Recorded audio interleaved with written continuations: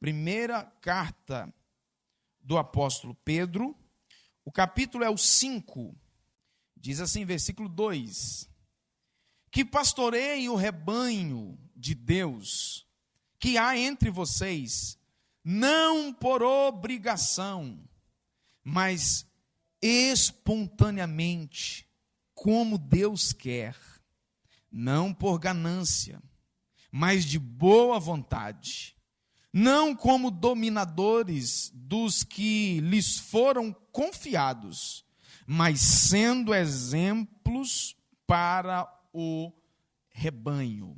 Você acredita que essa é a palavra de Deus? Diga glória a Deus. A importância do pastoreio vai além do simples ato de cuidar da congregação. Há uma linguagem que é utilizada vez ou outra. Fulano toma conta de tal igreja. De vez em quando alguém, as igrejas que utilizam essa linguagem, pergunta para mim assim: você está tomando conta de qual igreja? Eu respondo: eu estou pastoreando a igreja tal, a Igreja Batista Shalom. Você está dirigindo qual igreja? Eu digo: eu estou pastoreando a Igreja Batista Shalom em Poté, pela graça de Deus. Fazemos um bocado de raiva naquele povo. E aí é o seguinte: aqui não importa qual é a palavra utilizada. Vai ter igrejas que vão chamar a sua liderança principal de bispo. Outras vão chamar a sua liderança principal de apóstolo. Outros vão chamar a sua liderança de missionário. Outra vai chamar de ancião. Eu não quero entrar aqui no detalhe dessas palavras, dessas nomenclaturas, mas eu quero trabalhar aqui a questão da função de liderança do pastor. Ser pastor é um chamado divino que requer dedicação, compaixão, compromisso com o rebanho, confiado por Deus. Qualquer outro interesse, qualquer outra postura diferente disso, o indivíduo está no lugar errado. Quando refletimos sobre o papel do pastoreio na vida da igreja, nós percebemos que é essencial considerar não apenas a figura do pastor, mas também o significado mais profundo desse ministério na vida dos fiéis. À medida que pensamos na importância do pastoreio, somos levados então a compreender como essa função vai além de simplesmente liderar a igreja. O pastor, ele não tem a função de gerenciar a igreja, mas a função de pastorear a igreja. É claro que em algum momento essa função vai ficar parecida com a função de um gerente, porque envolve algumas coisas dentro dessa atividade. Mas qualquer que seja a atribuição no sentido administrativo, isso está submisso a questões espirituais e a questões bíblicas. Qualquer coisa que for diferente disso, gente, perde-se o sentido do trabalho pastoral. Pode-se dar qualquer outro nome. Desse modo, então, nós vamos meditar na essência do pastoreio, à luz das Escrituras e dos ensinamentos de Jesus, o nosso supremo pastor. Primeira coisa aqui é sobre a essência do pastoreio.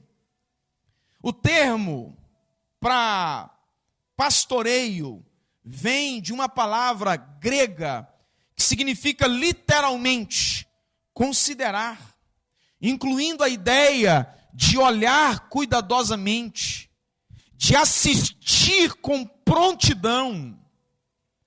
O nosso modelo para o pastoreio é Jesus, como eu acabei de dizer. Jesus demonstrou zelo, cuidado, afeição, atenção. Jesus não apenas ensinou, mas caminhou lado a lado com seus discípulos, escutando, instruindo e construindo memórias. Hoje se fala muito aí, principalmente na área da psicologia, sobre memórias. Construir memórias afetivas. Construir boas memórias. Jesus fez questão de construir memórias com os seus discípulos. É por isso que ele disse lá, na instituição da ceia, façam isto em memória. A memória precisa estar ativada, e nós fazemos isto para o bem ou para o mal, a partir das nossas atitudes. Então, a função do pastor, a função pastoral, a essência do pastoreio tem a ver com isso, com ensinar, caminhar lado a lado, escutar, construir memórias, dividir experiências. Eu vou portuguesar a pronúncia aqui porque eu não falo inglês, mas um moço chamado Timothy Laniak definiu a palavra pastorear como uma atenção vigilante para ameaçar o que possa dispersar ou destruir o rebanho de Cristo. O pastor precisa estar sempre atento àquilo que é uma ameaça, àquilo que quer destruir. O pastor, então, ameaça de volta para espantar o lobo que tenta abocanhar a ovelha. O pastor é o guardião com botas no chão, pronto para ser usado pelo Supremo Pastor para guiar, para proteger o rebanho. É da essência pastoral, é o dever de orientar biblicamente. Diga comigo, orientar biblicamente. Isso. Nós podemos ter na igreja, como nós estamos no nosso meio batista, há uma liberdade de pensamento em coisas que não são essenciais para a salvação. Vou te dar aqui um exemplo. O que não é entendimento essencial para a salvação? Há duas linhas aí, uma briga enorme de arminianismo, que ensina a ideia do livre-arbítrio, e há uma briga com calvinismo, que ensina, basicamente a doutrina é essa, de que uma vez salvo, salvo para sempre. Nós somos livres para pensar nisso. Agora, onde que é que eu quero chegar com isso aqui, de que é função pastoral, orientar biblicamente? Um exemplo, se tem aqui na igreja alguém que prega, alguém que ministra, e eu creio na linha arminiana, e se tem alguém que crê na linha calvinista, a função de orientar é do pastor. Então esse pregador, ele não vai assumir aqui o altar da igreja para ensinar a linha calvinista, porque vai entrar em choque com o pastor. Então a orientação bíblica e espiritual é do pastor. E isso aqui, se é calvinismo ou se é arminianismo, aqui não é ponto fundamental para a salvação. Ponto fundamental para a salvação é crer em Jesus Cristo como o único e suficiente Salvador. É acreditar que aquilo que Ele fez por nós na cruz é suficiente para me lavar, para me comprar de volta das garras de Satanás. É isso. E essas outras coisas são detalhes que servem apenas para criar longas discussões. Então é função do pastor orientar biblicamente e espiritualmente.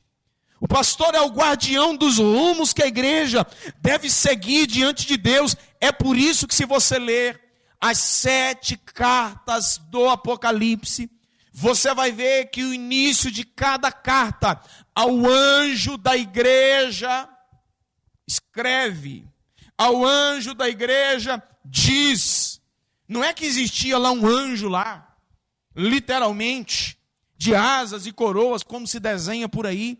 Ao anjo da igreja, o anjo da igreja que o texto está dizendo, é ao líder da igreja, é ao pastor da igreja. Isso significa dizer que Jesus estava tratando com aquelas igrejas via a sua liderança, via o seu pastor. O pastor daquela referida igreja é que foi o receptor daquelas cartas.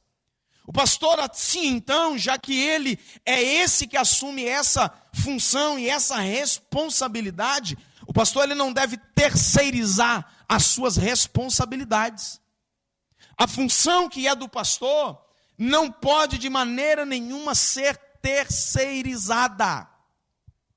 O pastor ele tem que cumprir com a sua função de responsabilidade pastoral. Ele deve e precisa ter ao seu lado uma liderança forte e comprometida.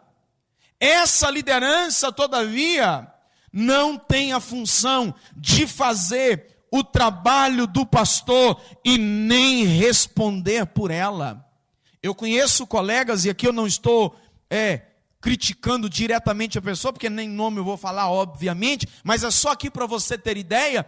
Eu tenho conhecidos pastores que passam 4, 5 meses sem pregar na igreja que eles são pastores. Como que pode isso? É a terceirização do trabalho pastoral. Mas isso não pode acontecer. O pastor é que tem essa responsabilidade. Dividir algumas tarefas é legal, é bom, é proveitoso, é bíblico. Aqui na igreja nós trabalhamos aqui com alguns ministérios de homens, mulheres, ministério infantil, e todos esses ministérios aqui há lideranças estabelecidas. Essa divisão aqui, nesse sentido desse trabalho, é proveitoso, mas o que passar disso é atropelar a essência da função. O pastor não é apenas um líder espiritual, mas é também um cuidador de almas. Ele está presente para aconselhar, confortar, corrigir. Tem gente que acha que essa palavra aqui ela está fora de moda, mas ela está na Bíblia. Paulo disse, olha, exercite o dom que há em você. Se é misericórdia, faça isso com alegria. Se é exortar, faça também. Se é corrigir, faça também. Encorajar. Estimular os membros da igreja em todas as fases das suas vidas. O pastoreio envolve conhecer as necessidades individuais de cada pessoa. Tem gente que acha que se ele falar para o pastor uma dificuldade que está tendo, vai ocupar o pastor, vai atrapalhar o pastor. Não, gente. Você vai fazer isso à procura de uma palavra, à procura de uma oração, de uma orientação. Faz parte do trabalho pastoral e não tem a ver aqui com você ficar contando a sua vida para os outros. Aliás, deixa eu te dar uma palavra aqui. Você ter alguém como pastor de fato, esse alguém que é o seu pastor, e eu estou falando aqui de maneira genérica para você compreender. Você ter alguém que te pastoreia, isso não é resolvido com a assinatura de um termo de posse ou de uma ata registrada num cartório. Isso aqui não dá autoridade de pastoreio do coração. A assinatura de uma ata de posse, ela dá autoridade administrativa, mas do coração não. Alguém confundindo isso e acha que porque assinou uma ata de posse, já todo mundo vai abrir o coração para ele. Não, meu filho, até para ouvir, e isso aqui serve para mim que sou pastor, e serve para você também agora. Até para ser ouvido, você precisa e eu preciso conquistar o direito de ser ouvido. Nem todo mundo vai querer me ouvir. Eu preciso conquistar esse direito da pessoa me ouvir. Eu abrir o coração e essa pessoa me ouvir. E isso significa que eu preciso ser alguém de confiança. Eu não posso expor a pessoa na rua seguinte, depois que eu ouvir essa pessoa. Aliás, eu e a Bianca, nós temos um código nosso particular. Quando alguém fala alguma coisa para mim, no particular, às vezes alguma coisa assim que não tem nem tanto segredo, mas a pessoa me procurou e falou para mim, no particular, eu não falo nada para a Bianca. Já aconteceu, inclusive aqui, de alguém chegar para ela, tratando com ela um assunto, que tinha falado comigo, esperando que ela soubesse do assunto, e ela não estou sabendo, e a pessoa diz, mas seu marido falou, não, nós não falamos assim. Se alguém disser para mim, olha, fale com ela, aí é diferente. Porque guardar isso é importante. É abrir espaço para que as pessoas confiem, para que as pessoas abram o coração. Então guarde isso aqui, meu irmão. Eu sei, ninguém é unânime. Ninguém consegue agradar todo mundo. Ninguém consegue ganhar todo mundo. Terá sempre alguém com uma resistência um pouco maior. Terá gente que vai entregar o coração, a alma, já rapidinho. Mas sempre vai existir alguém mais resistente. E eu sei conviver com isso facilmente. Conviver com essas coisas assim, é só cada um respeitar o outro. É só cada um entender o seu lugar. Olha o que diz Hebreus capítulo 13, versículo 17. Eu vou citar aqui na Almeida Corrigida Fiel. Então não vai bater muito bem com o texto que o Diogo já julgou ali. Obedecei os vossos pastores, lá fala líderes. Obedecei os vossos pastores e sujeitai-vos a eles, porque velam por vossas almas, como aqueles que hão de dar conta delas, para que o façam com alegria, e não gemendo, porque isto não vos será útil. Deixa eu ler na de cá. Obedeçam aos vossos líderes e sejam submissos a eles, pois zelam pela alma de vocês, como quem deve prestar contas, que eles possam fazer isso com alegria e não gemendo. Do contrário, isso não trará proveito nenhum a vocês. Então essa é a orientação bíblica. Eu estou falando aqui da essência do pastoreio. Segundo lugar, pilares do pastoreio. Para entender a importância do pastoreio, devemos olhar aqui para o modelo de Cristo. Cristo, gente, é o nosso modelo para tudo. Sabe o que significa discípulo? A palavra discípulo significa uma cópia. Se você vai tirar o que ficou popularmente conhecido como Xerox, ou Xerox, que na verdade lá é uma fotocópia.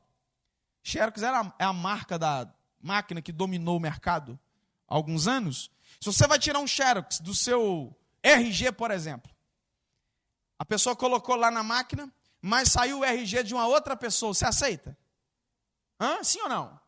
Não, porque não é o seu. Mas ainda que essa máquina te dê uma cópia em duas cores, preto e branco, você vai olhar, é o seu documento que está lá. Você aceita, sim ou não? Sim. Por quê? É a cópia mais parecida daquele seu documento. Ser discípulo é isso.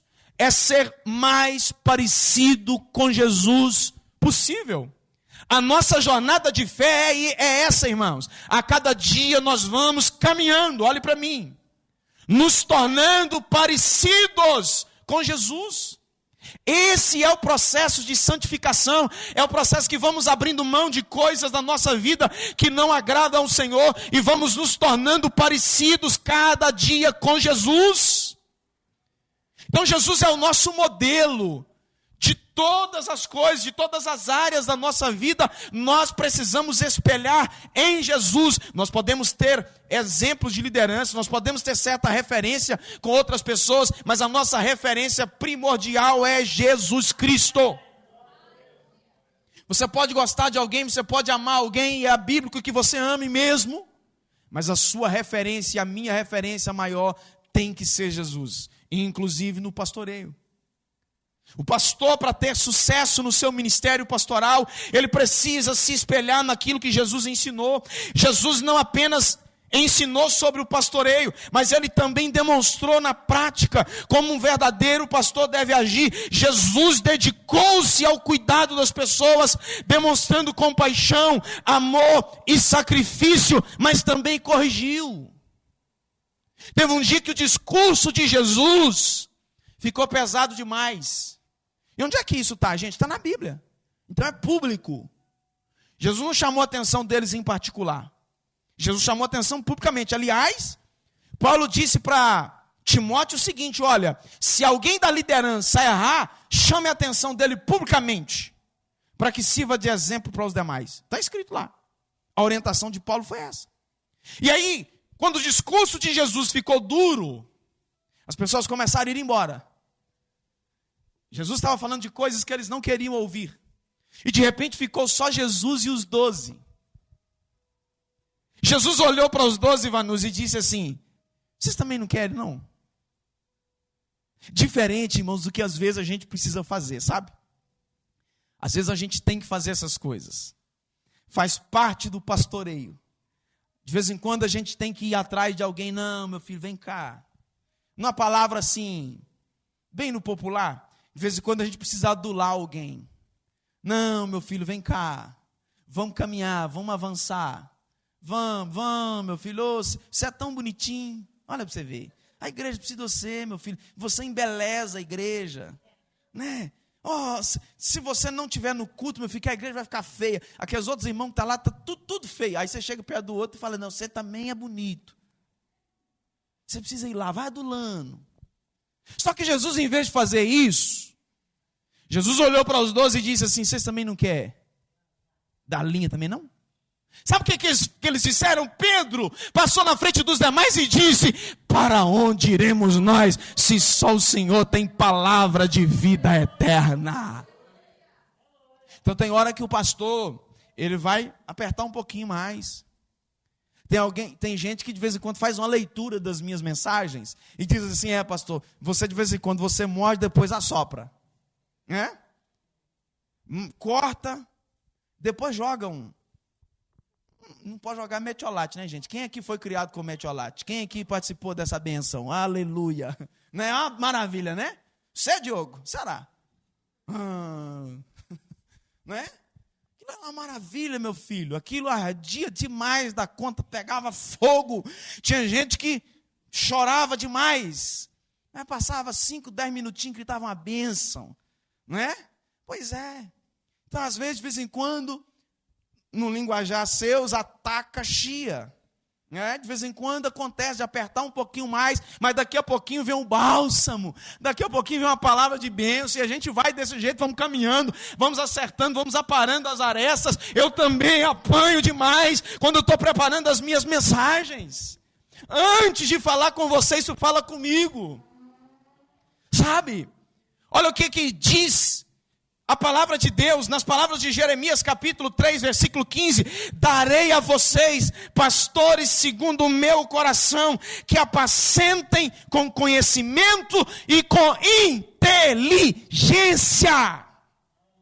É Deus quem estava dando, Ele estava dizendo: olha, vou dar pastores segundo o meu coração, e essa turma vai pastorear com conhecimento e com inteligência. Tem gente achando, irmão, que Deus vai revelar tudo. Tem hora que você tem que usar a cabeça, meu filho. Tem hora que você não vai esperar. É lógico que nós precisamos fazer tudo na direção que agrada ao Senhor. Mas tem hora que você acha que a gente vai esperar um anjo descer do céu e revelar para você. Não, você tem que usar a inteligência. Fazer com sabedoria. Botar a cabeça para funcionar. Olha, isso aqui vai ficar melhor, desse outro jeito aqui vai ficar melhor, então nós vamos caminhar. O exemplo de Jesus nos ensina que o pastoreio vai além de simplesmente pregar sermões. Não que isso seja uma tarefa simplória. Outro dia eu falei aqui, acho que foi na escola dominical, pregar não é difícil. Ter um sermão para pregar não é difícil. O difícil é descobrir a mensagem. O sermão é diferente da mensagem. O sermão é o script. A mensagem é aquilo que Deus quer falar. Antes do script, antes do sermão, antes do texto, antes das anotações, eu preciso descobrir qual que é a mensagem. Eu preciso descobrir o que é que Deus quer falar. Eu preciso descobrir qual que é a orientação de Deus. Então, meu filho, pastorear vai além de simplesmente pregar sermões. Não que isso seja uma tarefa simplória, mas Jesus se envolvia na vida das pessoas, na vida dos seus amigos, compartilhando das suas alegrias, das suas dores, demonstrando assim o verdadeiro sentido do pastoreio. No seu relacionamento com Lázaro e as suas irmãs, Marta e Maria, nós vemos a importância de ser e estar presente, caminhar junto, escutar exortar, compartilhar, auxiliar, abençoar. Porque quando Lázaro ficou doente, eles mandaram dizer, olha, ele está doente. Eles foram naquele que era o pastor deles. Vem cá, Senhor, dá para nós uma palavra, resolva isso aqui. Por outro lado, há pessoas, quem me ouve diz amém.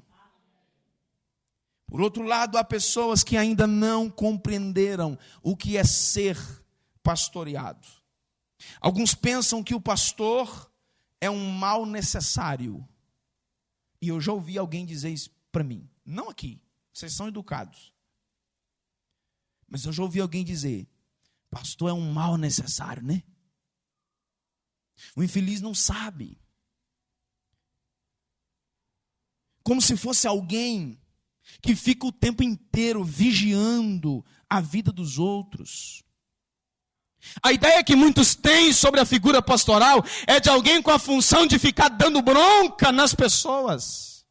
Como alguém que fica tomando conta da vida das pessoas. Deixa eu falar um negócio para você. Eu não fui chamado para ficar tomando conta da vida de ninguém. De ficar vigiando o que as pessoas andam fazendo por aí. A minha função é ministrar a palavra.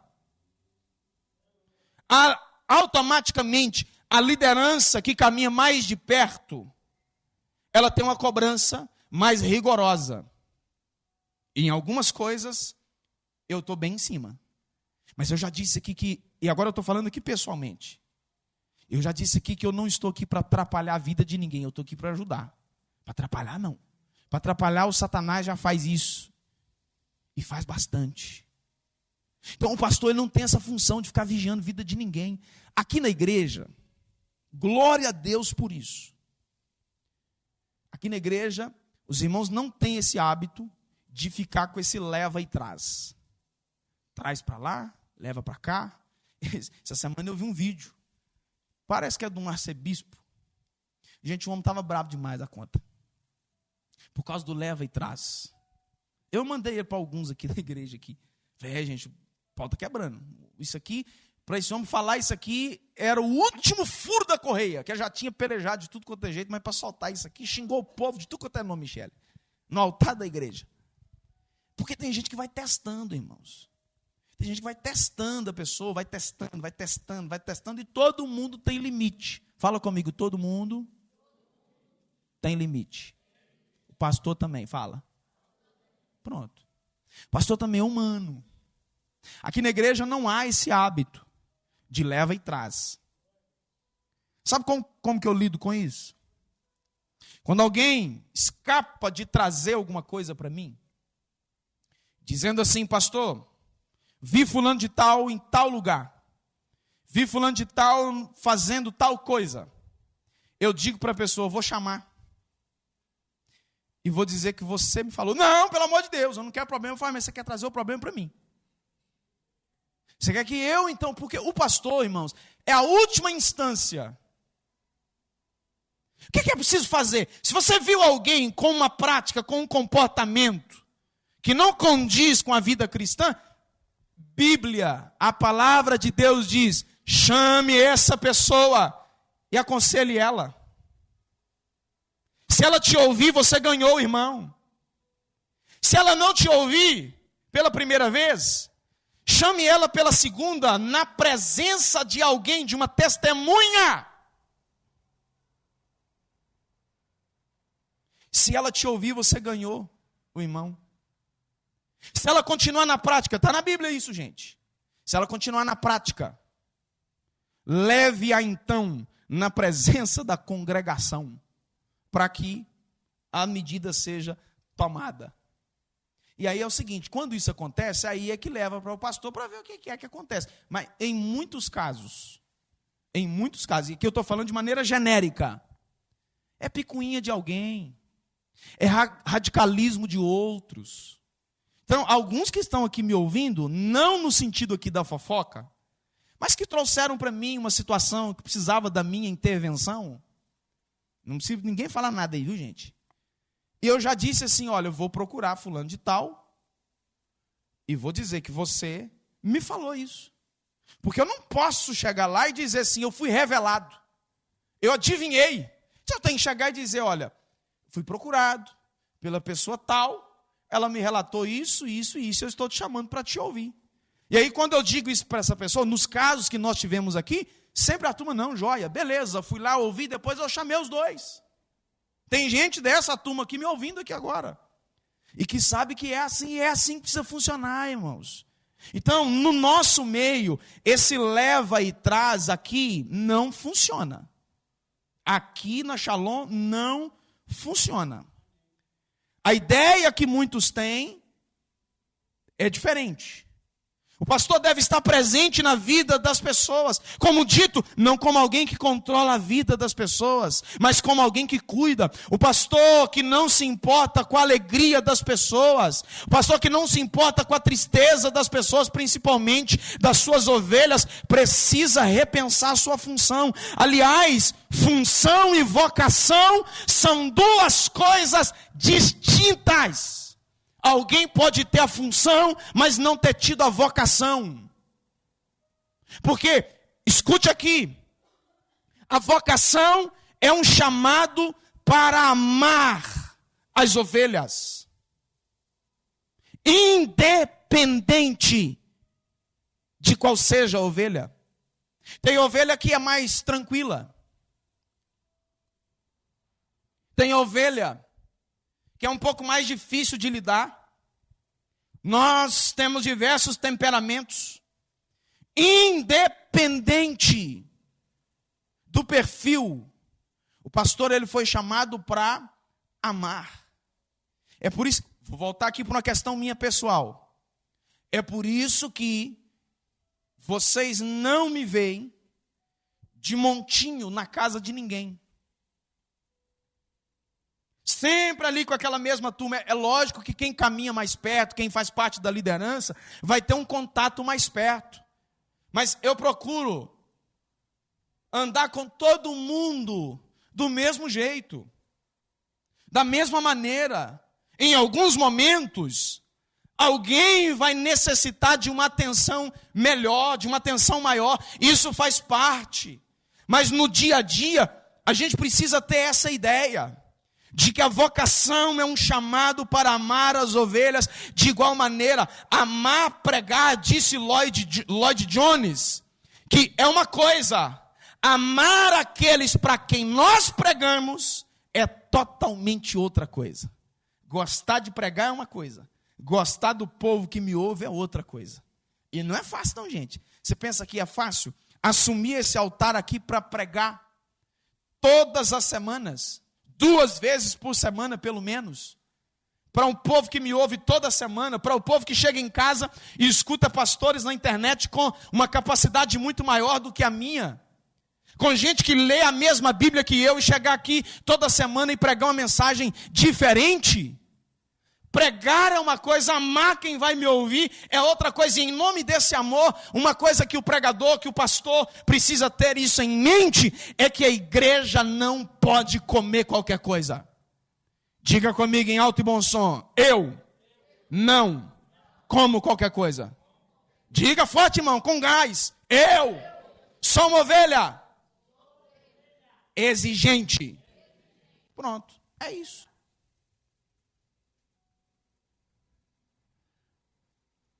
Se alguém der para minha esposa uma comida estragada, ruim, sabendo que está ruim, eu não vou gostar.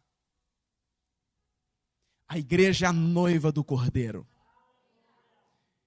Quem ministra a ela precisa ter o cuidado de oferecer uma boa comida.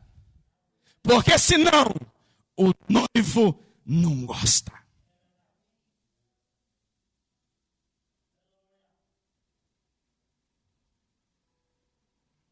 Há aqueles, todavia, caminhando para fechar, que dificultam muito o trabalho pastoral. Amontoam fardos desnecessários no lombo do pastor.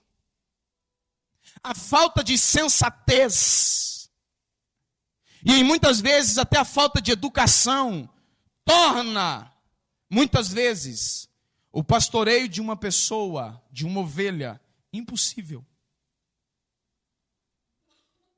Jesus nunca conseguiu ser pastor de Judas. Há pessoas que não abrem o coração para ser pastoreado, e tem gente que dificulta, faz questão de dificultar isso demais. Não aqui. Vou te dar exemplo de outro lugar. Marquei uma visita uma vez, um irmão, sumido da igreja, certinho, dia e horário, e vocês sabem que eu sou pontual.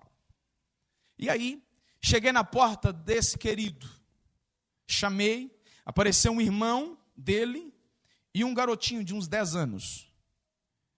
Eu tenho uma visita, um horário marcado aí com fulano de tal. Ah, vou chamá-lo. E entrou para dentro de casa e sumiu. Eu e a Bianca nesse dia, que era um casal que a gente estava visitando. Sumiu lá para dentro os dois, o senhor e o rapazinho. Cerca de 15 minutos depois, apareceu o rapazinho lá dizendo: o meu tio não está aqui não, ele foi fazer caminhada. Peraí, ele marcou comigo, mas ele não estava fazendo caminhada não, ele estava lá em casa, só que ele não quis me receber.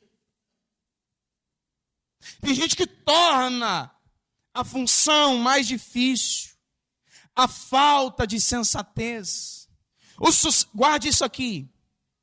O sucesso ou o fracasso do ministério do pastor está ligado com o seu bem-estar e de sua família. O maior patrimônio de uma igreja é a família pastoral. E aqui, eu não faço aqui essa expressão por justificação própria. Porque se falta o pastor, a coisa não caminha. É preciso a função pastoral. Na igreja de Corinto, agora escute isso aqui, na igreja de Corinto, havia uma divisão por causa da preferência do pastoreio. Paulo os corrigiu severamente. Olha o texto, vou citar aqui 4 versos. 1 Coríntios 1, 11 e 12. Pois, meus irmãos, fui informado a respeito de vocês, por alguns membros da casa de Cloe, de que há brigas, diga há brigas entre vocês. Refiro-me ao fato de cada um de vocês dizer: eu sou de Paulo, eu sou de Apolo, eu sou de Cefas, eu sou de Cristo. Versículos 3 e 4 do capítulo 3 da mesma primeira carta. Capítulo 3, versículos 3 e 4. Porque se há ciúmes e brigas entre vocês, será que isso não mostra que são carnais e andam segundo os padrões humanos? Paulo está dando informação aqui que brigas no meio da igreja é coisa de gente carnal. Aí ele continua dizendo, quem está dizendo é o Paulo, vocês reclamam com ele. Quando alguém diz, eu sou de Paulo, e outro diz, eu sou de Apolo, não é evidente que vocês andam segundo os padrões humanos? Agora, olha aqui para mim.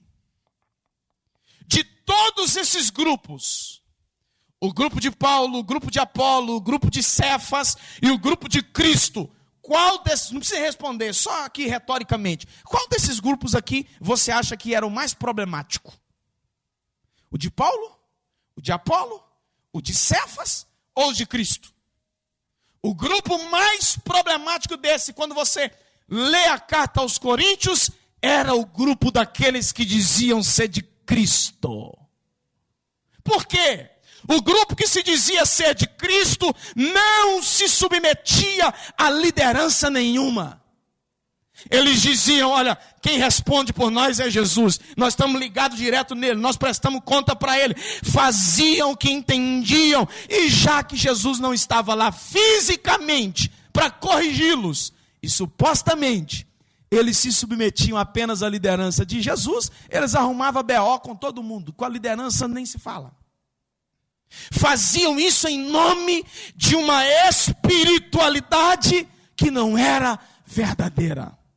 Tem gente que não quer honrar a palavra dela para dar peso, coloca Deus no meio. Já viu, tem gente que está tirando coisa, não sei de onde, e diz assim, Deus está mandando falar. Deus está mandando falar nada, você está colocando Deus no meio para dar peso. Sentir de Deus e te falar isso. Colocou Deus para dar aquele peso.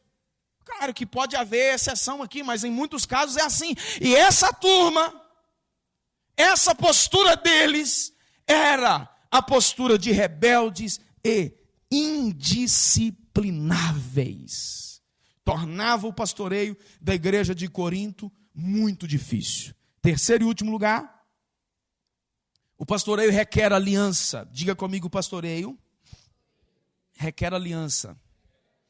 O pastoreio eficiente exige uma responsabilidade tanto do pastor quanto da sua comunidade, no pastoreio mútuo. O pastor não pode fazer tudo sozinho, eu já disse isso aqui dezenas de vezes. Ele precisa do apoio e da participação ativa da congregação. Da mesma forma, cada membro da igreja tem um papel a desempenhar no cuidado uns com os outros. Esse cuidado envolve não apenas sarar as feridas, mas evitar que as pessoas se firam. Além disso, é requerido de todos nós uma aliança. Está existindo na igreja brasileira um espírito de divórcio plantado na igreja. Eu não estou falando aqui de divórcio do casamento em si, mas um espírito de divórcio entre as ovelhas da igreja. Hoje, é claro, eu já fiz isso. Eu entendo que há situações em que se chega ao extremo de alguém ter que tomar uma decisão dessa. E quando chega nesses casos assim, tem que tomar essa decisão mesmo. O que não pode é desviar. E a decisão existem momentos, existem situações que levam as pessoas a ter que mudar de igreja. Eu já fiz isso. Eu sei bem o que é isso. Mas eu e a minha família, nós oramos por quase 7 anos para a gente mudar de igreja. Quase 7 anos. Eu não estou falando dessa mudança agora de Caratinga para cá. Estou falando lá, episódio nosso lá. Quase 7 anos.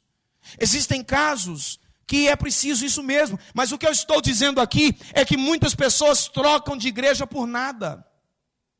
Falam mal da igreja por nada, fala mal do pastor por nada, fala mal da liderança por nada, fala mal da família pastoral por nada. O relacionamento do pastor e a igreja não pode ser outro a não ser de aliança, gente. Nós precisamos caminhar em aliança. Mesmo que a gente não concorde com tudo, olha, ninguém é obrigado a concordar com tudo que eu falo e com tudo que eu faço. Nós somos livres. O que você não tem o direito de fazer é me oprimir, é falar mal de mim pelas costas, é me criticar pelas costas, é tentar terceirizar uma resposta que eu daria.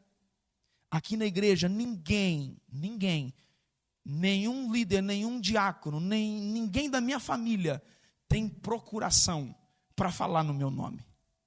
Qualquer pessoa que tiver qualquer questionamento, aqui e qualquer outro lugar que você estiver, que tiver um pastor, não questione o pastor com uma terceira pessoa. Se você tem alguma coisa, procure ele. Eu estou aqui no gabinete, de fevereiro para cá, início de fevereiro para cá. Estou aqui no gabinete 8 da manhã, às 5 da tarde, com intervalo de 2 horas para me almoçar. E o resto eu estou aqui. Se eu não estiver aqui, eu estou fazendo uma visita a alguém, sair para fazer alguma outra coisa, mas eu estou aqui. Me procure. Nós vamos orar juntos. Nós vamos compartilhar da palavra de Deus juntos. Geraldo me visitou aqui esses dias. Né, irmão Geraldo? Nós ficamos aqui batendo um papo aqui de umas 2 horas. Na benção, bebendo uma aguinha gelada, que é o que tem, por enquanto. Não é? Tranquilo, na benção. É isso. Diga amém. Você pode ficar de pé comigo, por favor? Para alguns, escute isso aqui que eu vou te dizer. Para alguns, a palavra pastor traz à mente pinturas em cor azul, água, nos berçários da igreja. A figura que alguns têm do pastor é que o pastor está ninando uma ovelha enquanto o sol se põe atrás dele em cores alegres e bonitas. Ou ele está se inclinando sobre o seu cajado, olhando por cima de um campo grande, verde, em que as ovelhas tranquilas, sem perturbação, se alimentam de um pasto verdinho. E o sol se pondo no horizonte. Na cabeça de algumas pessoas, o pastor tem olhos azuis e um cabelo longo e ondulado. No caso de vocês aqui, vocês têm um do cabelo zero e dos olhos castanho. Mas alguns pensam, olhos azuis, cabelo longo, ondulado. Seu olhar é solene e sua túnica está sem mancha alguma, limpinho. Mas quando o apóstolo Paulo usou a palavra pastor, os seus leitores imaginaram um negócio diferente do que nós aqui do lado de cá do mundo pensa. Os leitores de Pedro imaginaram um trabalhador que cuida de um rebanho de ovelhas, de gado. Esse cara está trabalhando 24 horas por dia, 7 dias por semana, vigiando pastos, cercando os animais que fogem, dispensando os primeiros socorros quando alguém está ferido, consertando uma perna de uma ovelha que quebrou aquela perna, certificando-se de que as ovelhas estão seguras e bem alimentadas. Esse homem trabalha duro, fica sujo, e é verdade, sabe manejar como ninguém o cajado. Efésios 4:11. E ele mesmo concedeu uns para apóstolos, outros para profetas, outros para evangelistas e outros para pastores e mestres, com vistas ao aperfeiçoamento dos santos, para o desempenho do serviço e para a edificação do corpo de Cristo. Até que todos cheguemos à unidade da fé e do pleno conhecimento do Filho de Deus, ao estado de pessoa madura. Fala comigo, pessoa madura. À medida então da estatura de Cristo, para que não mais sejamos como crianças, arrastados pelas ondas e levados de um lado para o outro, por qualquer vento de doutrina, ou pela artimanha de pessoas, ou pela astúcia daqueles que induzem o erro. É por isso que Deus deu, para que tome conta desse rebanho. A igreja local mergulha o pastor nas coisas da sua vida. No seu trabalho inclui orar e chorar com um casal sem filhos, que acabou de ter o 3º aborto espontâneo. Inclui o novo convertido ainda preso num vício que durou por toda a sua vida até aquele momento. Inclui orar por alguém que é provedor, que trabalha duro, mas que acabou de perder o emprego. Inclui falar ao pecador que está morrendo, confrontado pela realidade da eternidade. Nesses momentos desesperadores, quem é apontado para guiar o povo de Deus pelos vales inexplicáveis? O pastor não tem resposta para tudo, tem coisa que é inexplicável. Quem é responsável por conduzir por esses vales? Quem é responsável por dar de beber nas correntes da providência e da bondade de Deus? Quem irá nos lembrar que o supremo pastor e bom pastor é aquele que cuida de todos nós? Ninguém além do pastor local da igreja. Jesus se identificou como bom pastor. Escute isso aqui, eu termino agora e oro com você. Ele é o nosso modelo. Naquilo que o pastor da terra falhar, creia que o pastor do céu não vai falhar. Levante sua mão aos céus. Naquilo que o pastor da terra não puder servir, esteja certo que o pastor do céu te socorrerá. Eu e você, nós temos um pastor que nos guarda o tempo inteiro. Ele está atento às nossas lutas, está atento às nossas aflições, está atento aos nossos problemas, está atento aos perigos que corremos, está atento às dificuldades. Então esteja certo, existe um pastor no céu que ele não dorme, existe um pastor no céu que não falha. Eu termino dizendo a você: creia na provisão desse pastor, creia no cuidado desse pastor. Quando Davi estava enfrentando muitos perigos, ele disse: o Senhor é o meu pastor, nada me faltará. Às alturas do salmo ele diz: ainda que eu ande pelo vale escuro da sombra e da morte, não temerei mal algum. Ele cuida, ele guarda.